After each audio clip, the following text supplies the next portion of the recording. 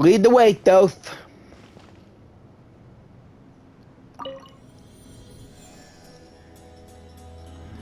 Ah, finally I got my power back.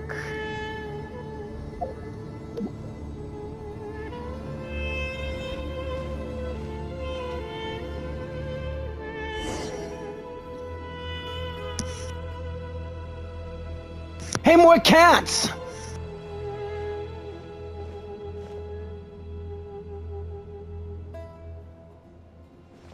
Welcome to my humble abode.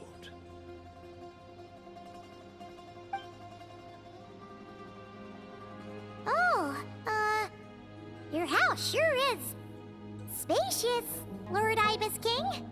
I fear it's not quite what it used to be. In fact, it has long ceased to be my home at all.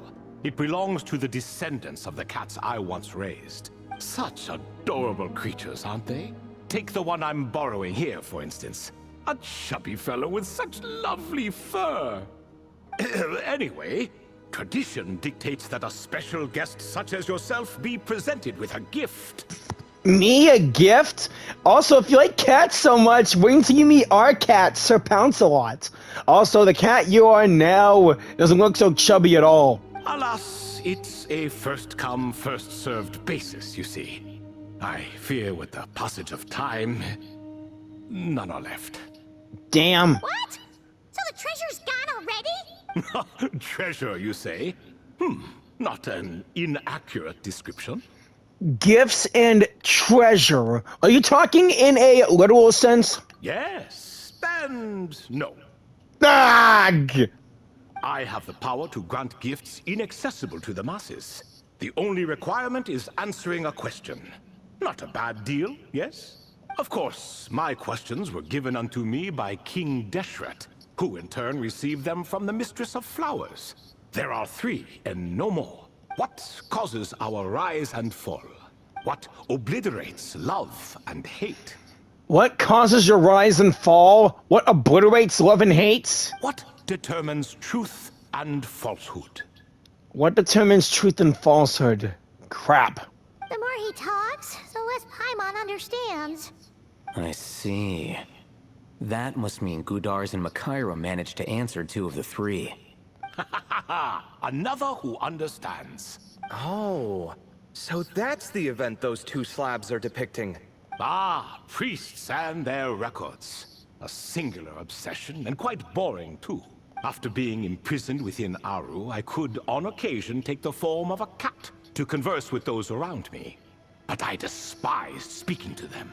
No conversational skills whatsoever. Now, humans like you who stumble in here from time to time, you are much more interesting. Hold on, we're getting off topic again. The 3 questions you just mentioned? What are they for, exactly? Ah, that is a story that begins with King Deshret. And we're in for another long one. Nostalgia for the past is common to us all, is it not? And our king, he was such a proud, solemn man in those days.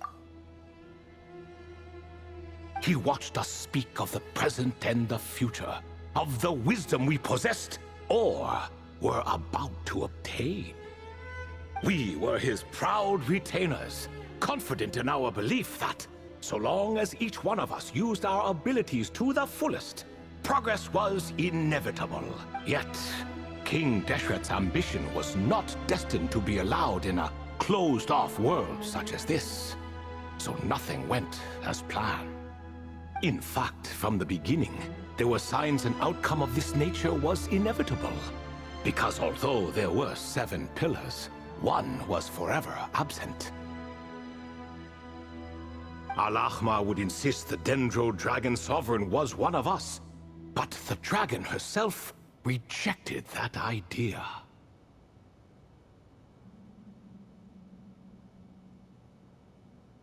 Huh. Like a card you can never seem to draw from your deck. More like a card that was never in the deck to begin with.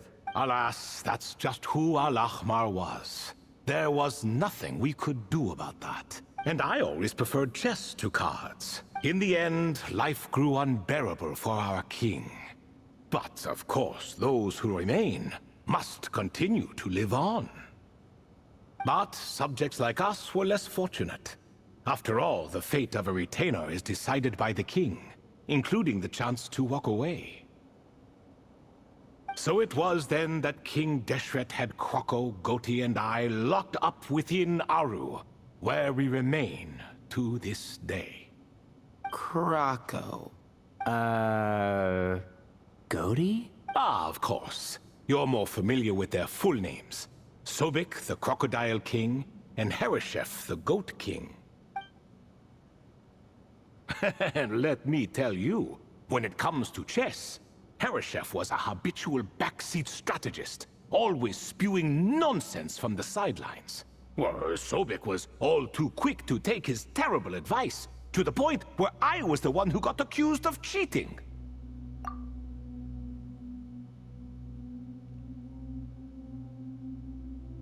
Chess is an exercise in patience. And that man couldn't sit still to save his life. He could never excel at that game. In fact, neither of them were good at chess. Even so, we played together often. And since I was always the winner, we got along quite well. What are you laughing at? Were we not good friends? No one's laughing. Paimon would never. No, not you. It's Goti. He's laughing for no reason again. Can you not hear him? Ah, right. Of course you can't. The two of them are inside Aru, as am I, so only I can hear them. What is even going on here? Has he, started to lose it after being trapped for so long? That does happen to prisoners serving life sentences. Speaking of which, how's Azar doing these days? I doubt he's doing much of anything. Yeah, the bastard deserves to rot. Just what I wanted to hear. What is the meaning of this? You doubt my words? I have half a mind to not talk at all. Oh, no. They're not questioning you, Lord Ibis King, just discussing other things. Please, continue. In that case, where were we? Getting to the part about the 3 questions. Hopefully. Yeah. Ah, yes, we're almost there. Before I entered Aru, King Deshret said I could be released from my eternal seal if I chose humans who could provide the correct answers to those 3 questions. The first person who caught my eye was Gudars. I asked him, what causes our rise and fall? He answered, conspiracy and betrayal. For it renders the righteous and wise unable to succeed, and thus nations fall. I found his answer quite interesting. So I bestowed upon him the power to deceive. The second human I chose was Makaira. I asked her, what obliterates love and hate? She said unto me, I have nothing left to lose. Vengeance alone can quench both love and hate. I found this to be another fascinating response. So I granted her the power to be loved. But both of them ended up... Now then, young one, riddle me this. Did their answers point to this fate? Or was it the power I bestowed upon them that determined their end? I'm just an observer who doesn't understand their circumstances, so I can't answer.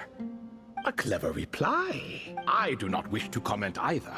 It is all in the past at this point. My only wish was for their answers to be acknowledged by King Deshret's rules, and bring me one step closer to freedom. As for the final person, her fate remains to be seen, so I will not reveal her name. AKA Nefer.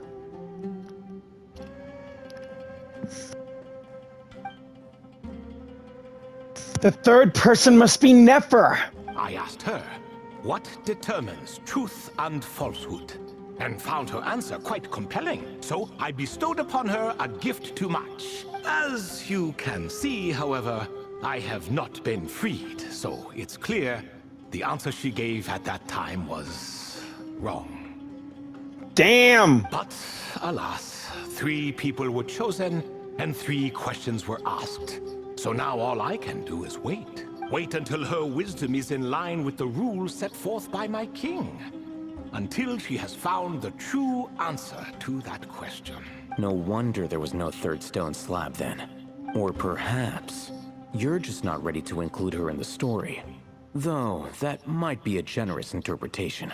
Well, it's not merely because her story remains unfinished. As the remaining priests of this place left, or passed on, there were none left to record the events that followed. Besides, stone slabs are few and far between in the Great Red Sands. In the sprawling desert, very few things or people even manage to leave a trace. But sometimes I can't help but wonder. If that young man from several centuries ago had been willing to answer my question, would I have left Aru by now? Yeah, that is a good question. Wait, so there was someone else? Of course, it has been thousands of years after all. All sorts of people have stumbled upon this place, but I only chose the special ones. Right. That young man had such a singular intelligence, though his companion, by contrast, was rather average. Wait, could that have been... The author of those notes we found? The student named Zondik? Ah, yes, I think that was his name. Zondik? Truth, I was unsure whether I should grant him my third remaining gift. He was, of course, exceedingly clever, but he was also mistrustful and narcissistic in equal measure. And there did not seem to be a line he was unwilling to cross. A line he was unwilling to cross? Mistrustful, narcissistic, exceedingly clever, and... Wait a minute! That hairstyle! No. No, no, no, no, no, it can't be! Too much power could be dangerous in the hands of someone like him. So I found myself rather relieved when he declined my gift. He declined your gift? Too much power, dangerous in the hands of someone like him? Oh, he turned you down? Did he give a reason? Yes. He said he didn't need it. Didn't need it, really? I still remember the look in his eyes. Nothing stood out per se, and still I could sense contempt and disdain radiating from his gaze. It's him! Dottore! It has to be him! I know that face! Even if it's that face behind that mask in that Genshin comic, it's that damn doctor! I could not give an exact reason, but on instinct I just knew. It would not end well to get close to a man like that. So, I tricked him. Stick close to your companion, I said. Only the descendants of Tulatula can come and go as they please. Leave him behind, and there is no escape for you. So, does that mean his companion wasn't a descendant of Tulatula? Oh no, that part was true. The lie was in the other half. Anyone can enter or exit this place. There are no restrictions. Well, I'll be! I saw that his companion was exhausted and was concerned Zondik might leave him behind. Or worse, that some other accident might befall him. So, I made up an excuse to prevent Zondik from going a step too far. Oh, and speaking of, Zondik's companion had the same blue hair and pointed ears as you. Really? Wait, does that mean Layla's also a descendant of Tulatula? Holy crap! Indeed. Again! Holy crap! When Hermanubis founded that city, he took in many who had nowhere else to go. Today, their progeny are scattered to the four winds, and indeed are far more numerous than I could have imagined. Could this mean that the other pointed ear characters are descendants of Tulatula, like, Klee and Nahida? And let's give an examples. It's been a while since I've seen the long pointed ears. So the person you protected could have been my ancestor. Yes, yes. You're very welcome for that. Could I ask another question, Lord Ibis King? Of course. I have nothing but time, I'm afraid. Did you also save me and a man named Djer? I did. You two were quite unlucky bumping into a device King Deshret once used to measure human brain power. That contact caused more knowledge than you could handle to flood into your minds. Imagine someone like the Doctor getting that. A device to measure human brain power. I bet he would use it on himself for days or whatever. So I replaced that knowledge with simpler, repetitive information. Of course, the side effect being the same thought repeating over and over again in your mind. But that should resolve itself in time. How many moons are there in the sky? Yes, that was the phrase I used in your head. I forgot the other one, though. I believe it had something to do with food. Both were spur-of-the-moment decisions, so no need to dwell on the meaning too much. Something to do with food? The Ajalanak nuts. Oh, I see. Thank you, Lord Ibis King. As I said, young one, you are most welcome. If you're inclined to return the favor, perhaps you could turn off that device so no one else can trigger it? There's only so much a cat's paw can do, so I'm afraid this is something I must leave to you. Or Marak, I suppose. And don't worry, Lord Ibis King, that device can no longer be activated. Oh, splendid! Another one bites the dust. Such is the fate of things here. Day by day, little by little, the remnants of ages past fade into obscurity. For that reason, the gifts of bygone eras, be they tied to your blood or technological in nature, are not to be revered. They are tools, nothing more. Disrespectful? I simply make the most of what I have. Besides, our king has been gone all these years. What good does it do to revere him now? Oh, are you talking to the Goat King again? No, Croco this time. Ew! He's pestering me for another game of chess. Says he wants to even the score. Then even the score, you three shall. Wishful thinking, if you ask me. If we counted one push-up for every loss, he'd owe me 300,000 by now. 300,000 push-ups? That is too much. Even for the average bodybuilder. Of course, that's just a rough estimate. I've never kept count. Yeah, boy. It appears that's something you like. Being someone unable to be defeated. I suppose so. All right then. Time for me to extend my winning streak. And for you all to head home. Okay, Thoth. Best of luck to you. In truth, deep down, I know even the answers to those 3 questions will not change my fate. But that is for me to reckon with. Go on now. Here's hoping that we'll see you again. If the time comes, I promise I'll visit.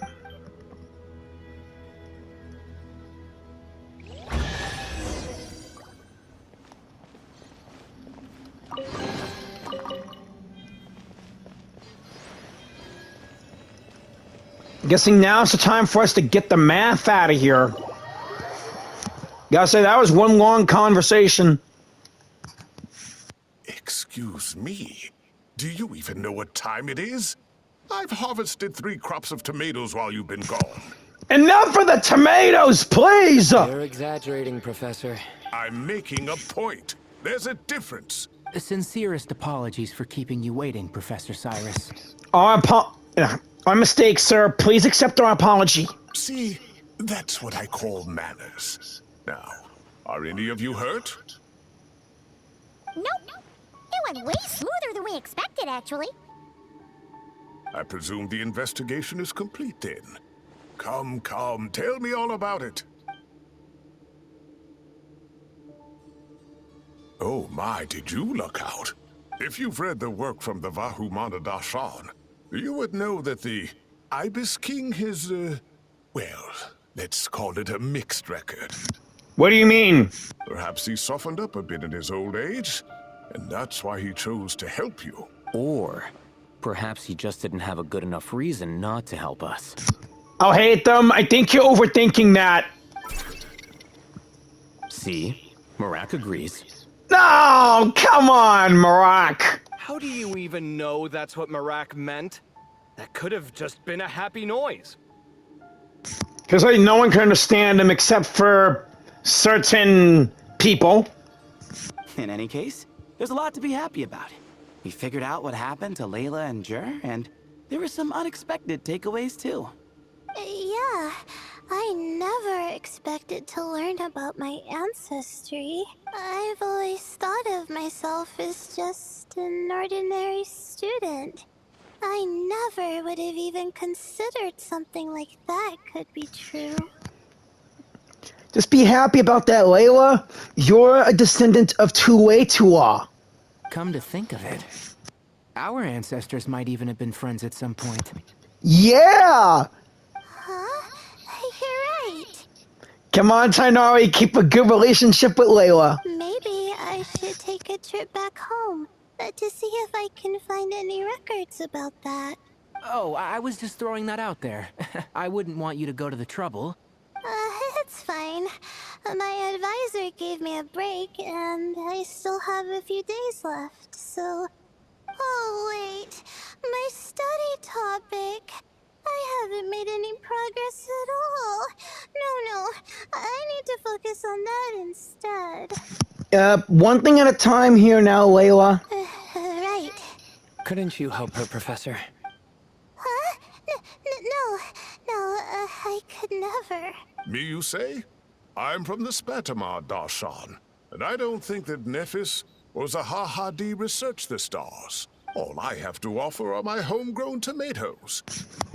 Just make tomato sauce with those or whatever. Jeez. Although I suppose it's not impossible.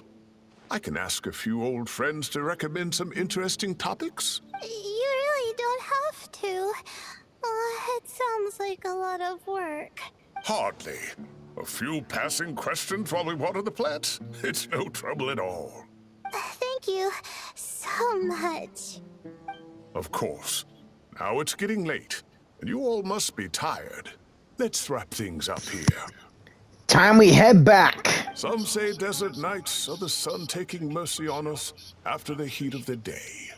So, let's leave while she still feels merciful. Couldn't agree with you more.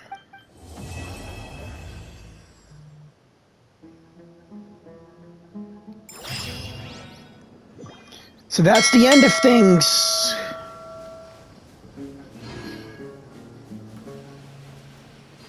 I can't go back in there, though. I was hoping we can see the Ibis King again one day. But it was really fun going in there and learning more about Sumeru and...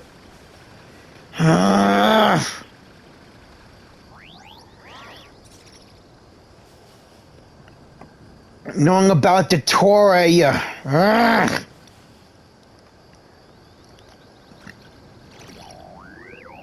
The doctor doesn't even deserve to be in Sumeru or in this world. He should be in hell for all I care. Anyways, best I take a break. Thank you all for watching. Please leave a like, a comment, share, and subscribe. And I'll see you all in the next one. This is Jiren, and I just gave you all the 2.0 for Genshin Impact. Have a righteous day or night, and keep on gaming. Peace.